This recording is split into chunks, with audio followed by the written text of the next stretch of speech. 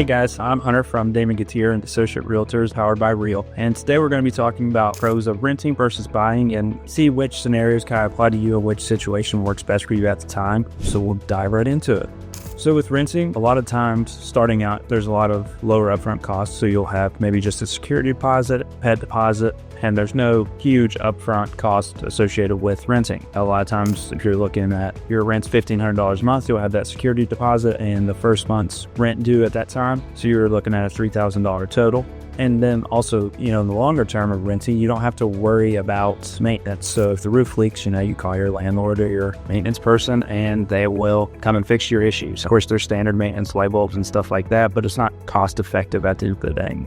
But with rent, there's also some of the unpredicted costs. Your rent can rise year in and year out. Your landlord can always raise your rent, whether the zoning or the county or city allows it. A lot of times they do call for rent raises. So that is one of the costs, that can go up year to year. And also with renting, you're not building equity in a home. So, you pay your landlord's mortgage each month and you see no return on that. There's no tax benefits. Whereas if you own, you can write that mortgage payment off on your insurance or on your taxes possibly. So with buying a home, there's more upfront costs associated with it. You're looking at a down payment, depending on your loan program, 3.5% to 5%. Closing costs, ranges on the property anywhere from, $8,000 to $12,000, depending on where you're buying with taxes and stuff like that.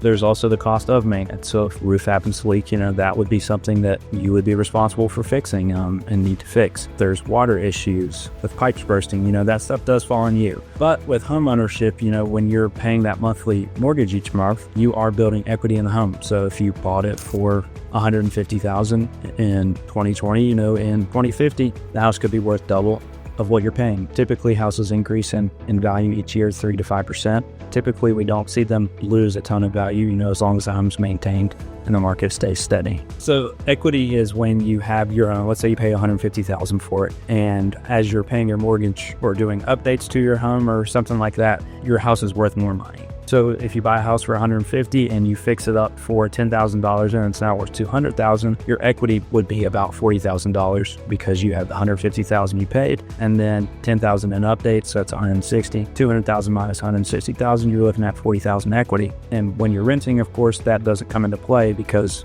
you don't own the home. You're just paying your rent every month and it's not going towards anything for you. It's paying for your landlord and making him money.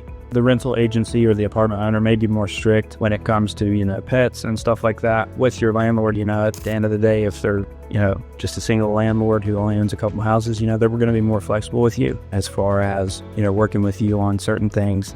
And with renting a home, you do a lot of times have yard space, maybe a little bit of space so you don't hear your neighbors walking above you at night. So renting a home, I would say, a lot of times people find better just because of the quietness and space provided. So the flexibility with renting, a lot of times you can get leases that are short amounts of times. Landlords, companies are willing to do month to month to where, whenever it's time for you to leave, it's just like almost a handshake agreement. Whereas, you may sign a 6-month lease or a 12-month lease, a year lease, just to, if you plan on working in an area for a year, you're on with a contract with a company for a year. Renting provides flexibility to where you're not tied to that place for only your lease amount of time. With buying, on the other hand, you're spending a lot of that money up front to buy a house. It's more wise to plan on being in that home for extended amount of time to, recoup that equity in the house where you're gaining 3 to 5% every year. We see a lot of homeowners typically when they buy a home, I think the average home ownership is around 7 years before they buy a new home. So by that time they have recouped some of their equity, and during that time the market may have rose a little bit more than that 3 to 5%. But when you're buying, typically you're going to be set in this area, whether it's due to work or, you're moving for a significant other. A lot of times when buying, those are some things to keep in mind is how long will I be in the property? Will I recoup my equity out of it? Is this a smart decision? And it's all things to just think on when, comparing renting versus buying a home. So repairs when it comes to renting, a lot of times the tenant is stress-free. You don't have to worry, if the roof starts leaking or pipes bust during the winter. A lot of that time, it does not fall back on you. That would be the responsibility of your landlord, which is definitely a good reason to rent. You don't have to worry about the big repairs when it comes to renting. But on the alternative side of renting, if your house isn't updated, a lot of times the landlord is not going to want to update your home. So kind of what you see is what you get with renting. When buying, obviously these repairs are going to fall on you if you own the home and something needs fixed, but you also have the flexibility to kind of do the updates you want. So if you want to redo your bathroom or redo your kitchen, you can do that without permission from your landlord. That's just another perk of when buying.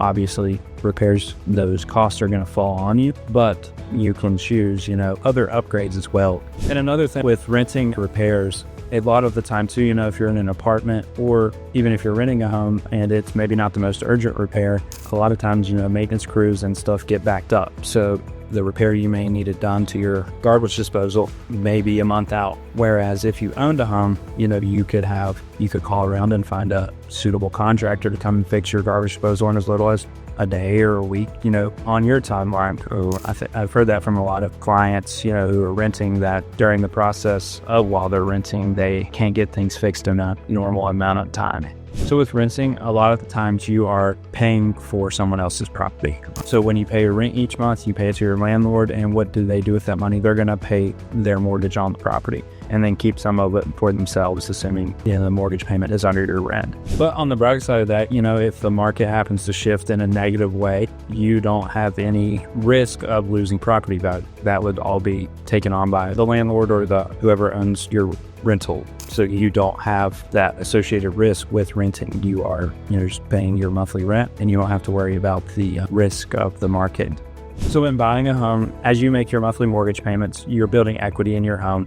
As if you paid $150,000 for it, you go to sell it in 30 years, that house may be worth $200,000, $230,000. It all just depends on the market. But as you're building equity, you do assume the risk of the market. And if the market was to crash, like back in 2008, that is your risk. Your property value may go below what you paid for it. Most homeowners build equity and they don't foresee themselves selling during a certain time, so that's not really a concern to them.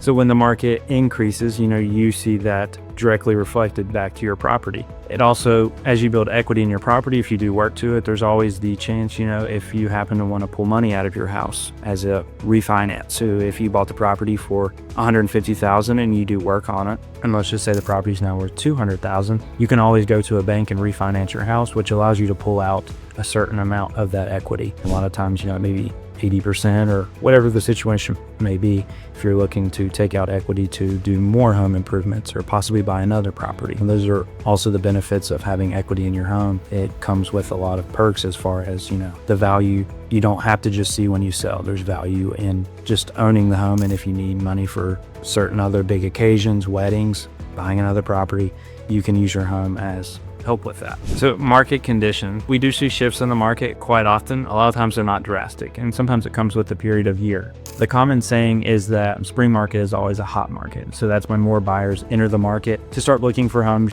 A lot of times, the weather gets warmer, and also sellers don't want to move when it's cold. So they would rather put their home on the market during the spring when it is warmer, and there may be more options for them as purchasing as well. But with the shift in markets, there's good and bad. As everybody knows, the housing crash of 2008, that left a lot of people not in good situations with their homes as far as foreclosure, banks coming to take the homes.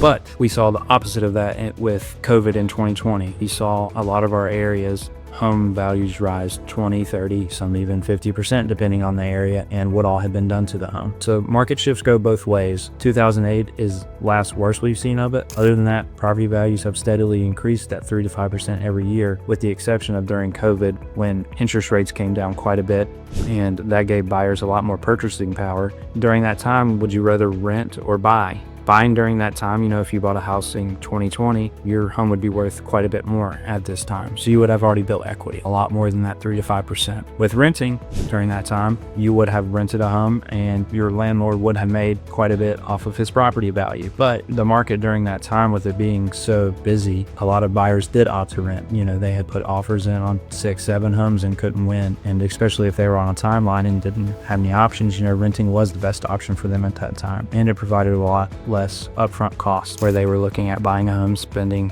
$10,000, $15,000, $20,000 out of their pocket, and renting only took up around $3,000.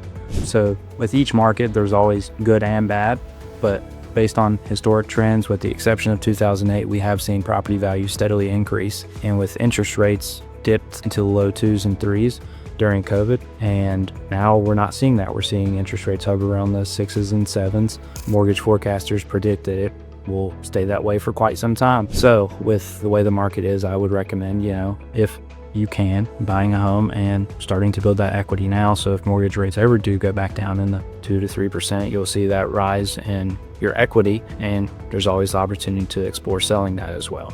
To summarize, buying isn't for everybody. If you're looking to be in a location for only a year or so, then it may not be best for you to buy a home during that time with the low upfront cost of renting. Compared to buying, of course, like we talked, it does have that longer, more upfront cost, and you want to have a good idea of where you're going to be in the next 5 years to consider buying. I would say renting versus buying, it comes down to the person, what they're looking to do. If they're looking to build that equity in their home, whether they plan on living in that home, it comes down to each their own, and they all have personal preferences. So thanks for watching, and if you're still unsure whether you're looking to rent or buy in the Salem, Roanoke, surrounding areas, Christiansburg, New River Valley, please feel free to reach out to me. I'm Hunter with Damon Gettier Associates Realtors, and I cover the Roanoke Valley and New River Valley, as well as Southwest Virginia down to the North Carolina border.